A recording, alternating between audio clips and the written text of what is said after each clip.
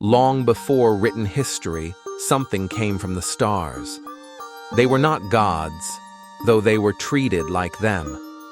They arrived not in myth, but in craft, descending in fire and sound. The ancient Sumerians called them the Anunnaki, those who came from the heavens to earth. They did not come by accident.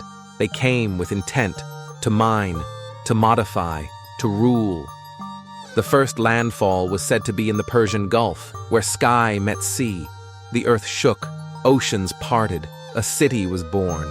Eridu, the first home of the gods. Towering figures emerged from the smoke, cloaked in gold and obsidian armor. These were not spirits, they were physical, advanced, calculating. They brought tools that could cut stone like butter, and eyes that glowed in the dark. To ancient people, they were terrifying. To their creators, they were engineers. One among them, Enki, was different, curious, empathetic. He studied the land, the creatures, and the rhythms of Earth. He believed this world had potential, not just as a resource, but as a home. But others, like Enlil, came only to extract and command. Tensions rose between the gods, even as their great project began.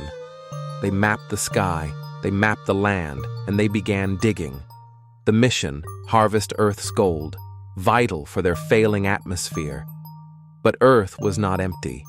It was wild, dangerous, and full of untamed species. The Anunnaki needed workers, beings that could obey, endure, and build. And so the idea was born, not to conquer Earth, but to change it, to change what lived on it. This was not creation, it was modification. The story of gods begins not with temples, but with landing sites. And so began the Age of Watchers, sky-born architects of the forgotten past.